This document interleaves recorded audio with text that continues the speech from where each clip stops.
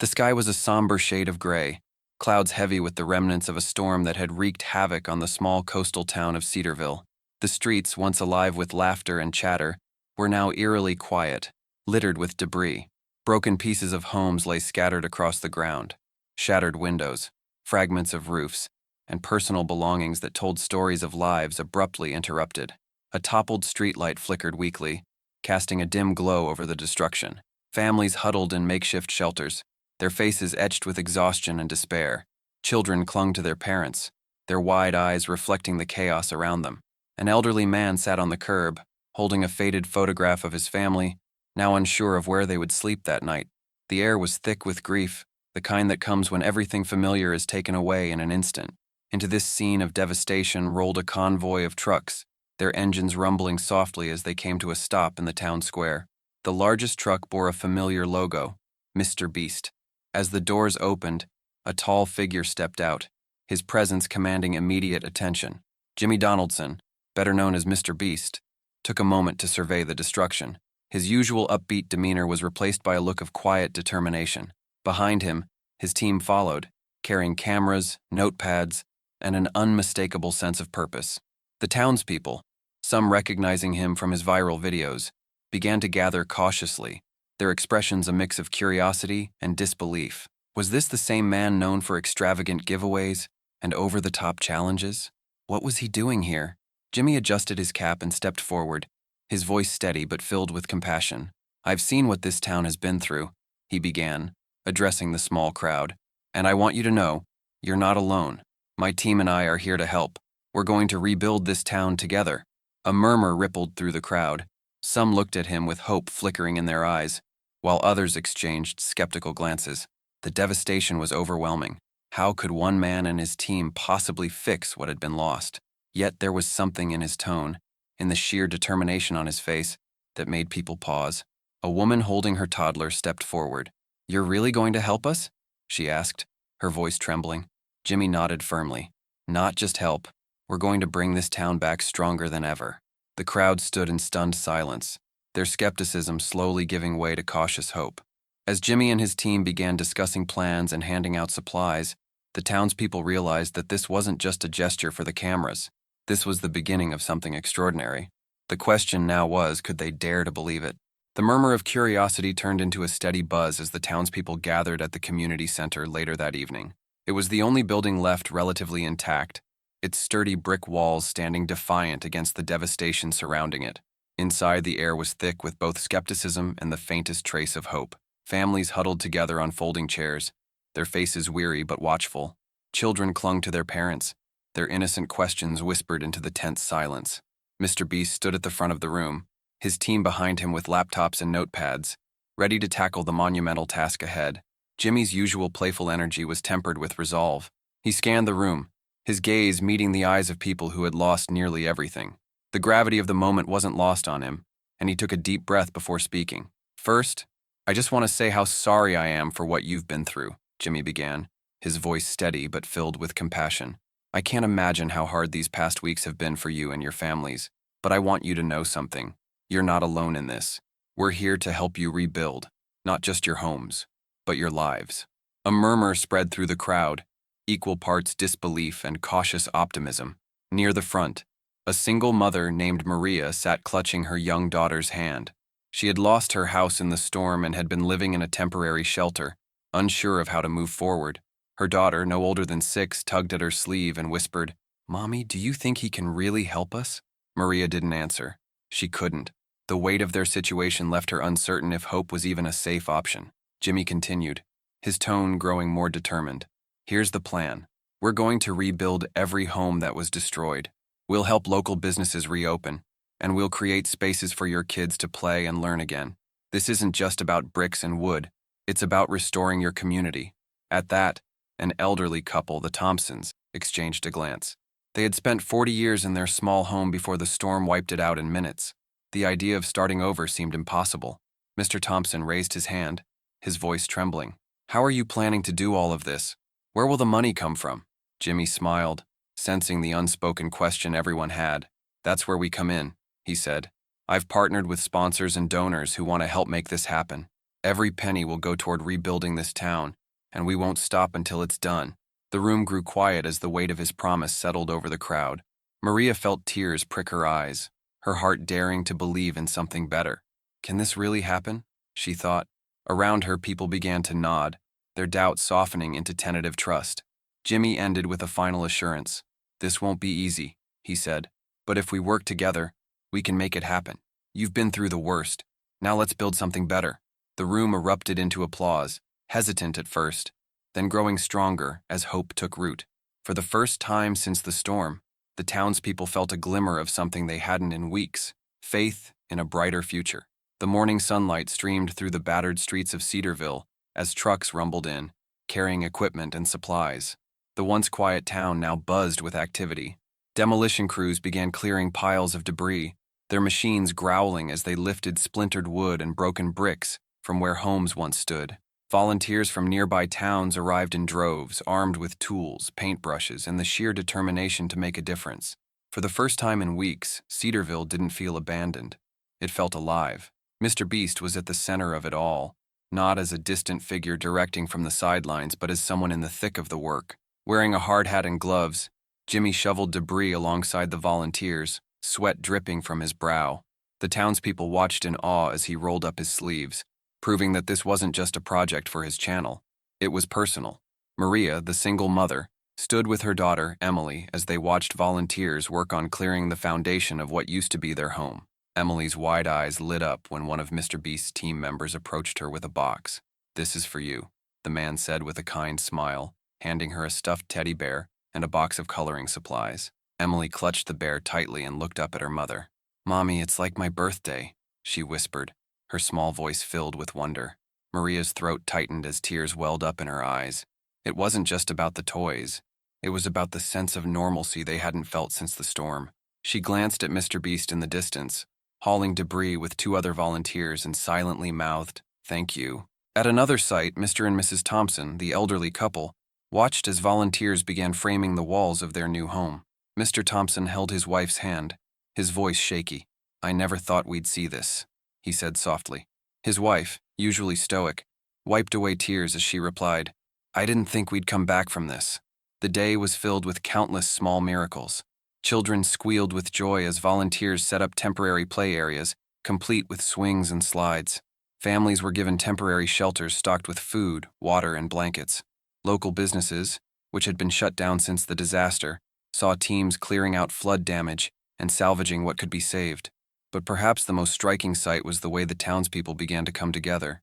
Strangers who had barely spoken before the storm now worked side by side, sharing tools and exchanging smiles.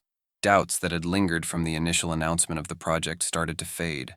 Skeptics who had questioned MrBeast's ability to deliver were beginning to believe. It wasn't just about rebuilding homes. It was about rebuilding trust, hope, and community. As the sun began to set, Jimmy gathered the townspeople for a quick announcement. Standing on the back of a truck, his voice carried over the murmurs of the crowd. "Today was just the beginning," he said. "We have a long way to go, but I promise you, we're going to see this through." Applause erupted, louder and more unified than ever. The day, which had started with uncertainty, ended with something stronger: hope. And for the first time since the storm, Cedarville felt like it had a future again. Just as the rebuilding momentum began to pick up, Cedarville was met with a fresh wave of challenges.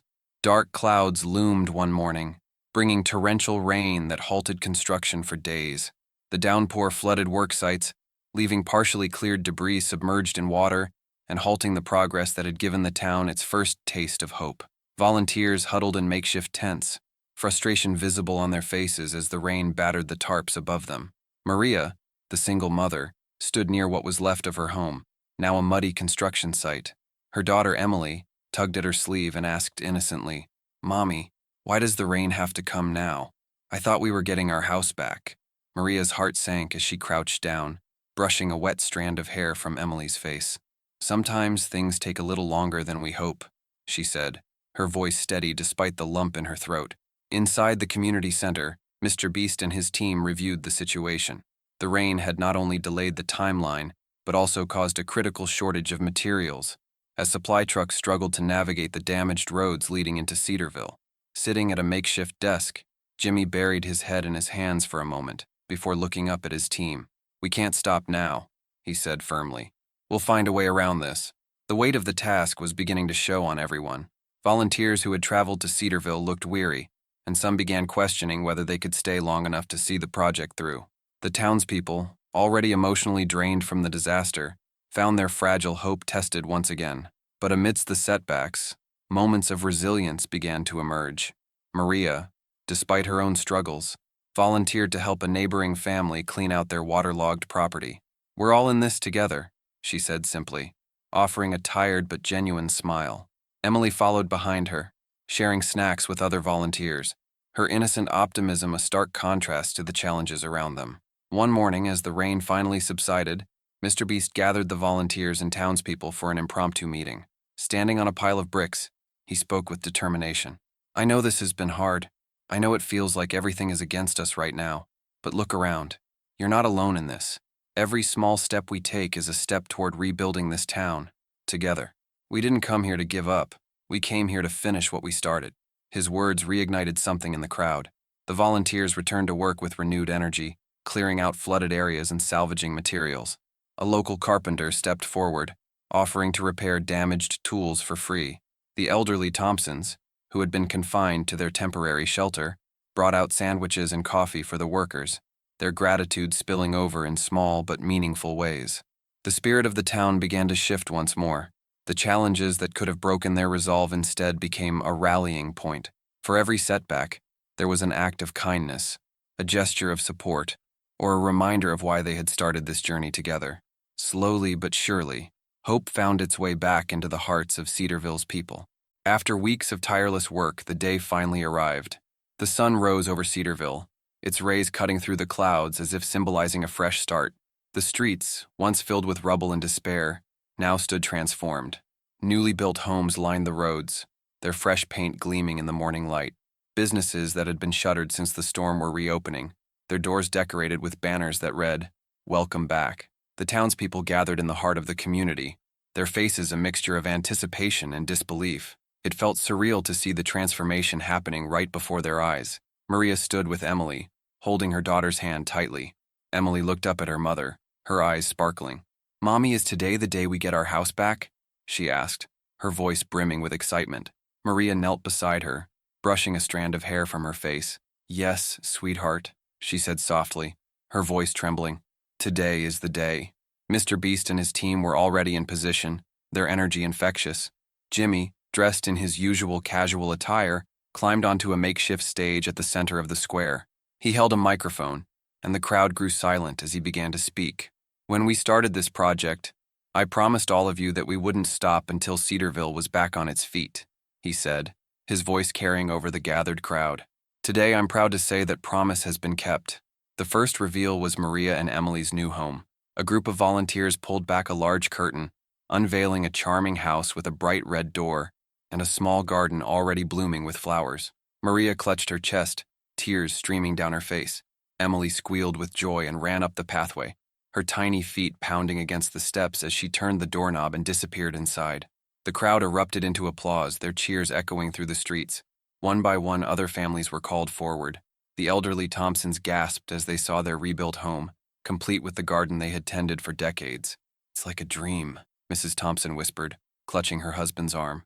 Children laughed and played on a newly constructed playground, their joy uncontainable as they raced down slides and swung higher and higher into the air. Finally, Jimmy gathered everyone near the square for the grand finale. A massive tarp covered a structure at the end of the street. With a dramatic countdown, the tarp was pulled away, revealing a brand new community center, complete with a library, daycare, and a multi-purpose hall for events and gatherings.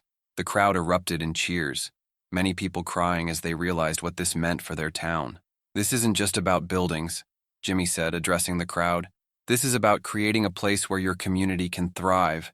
Cedarville isn't just rebuilt, it's reborn." The applause was deafening. Maria looked around at the smiling faces, her heart swelling with gratitude. For the first time in months, Cedarville didn't just feel like home, it felt like hope personified. As the final beams of sunlight bathed the town in a warm glow, Cedarville stood as a testament to resilience and unity. The newly rebuilt homes, the revitalized businesses, and the laughter of children playing in the park painted a picture that no one could have imagined just weeks ago. The air, once heavy with despair, was now filled with hope. The townspeople gathered in the square for a celebration, their voices blending into a joyful hum. Tables were lined with food prepared by the community, a feast shared among neighbors who had come to rely on one another. Maria and Emily sat near the front, their faces glowing with gratitude. Emily clutched her teddy bear, a gift she now saw as a symbol of the moment everything had changed for the better. MrBeast took the stage, the crowd falling silent as he stepped up to the microphone. His usual playful demeanor was replaced with a quiet humility, his voice steady as he began to speak. When we first arrived here, we saw devastation. We saw pain. But what I also saw was strength, a strength that came not from individuals, but from a community coming together. The crowd erupted into applause, and Jimmy paused, letting the moment sink in. He gestured toward the Thompsons, who were sitting arm in arm in front of their newly rebuilt home. People like the Thompsons remind us that no matter how much we lose, the heart of a community is its people, and when people come together, there's nothing they can't rebuild. He looked toward Maria and Emily, who were beaming.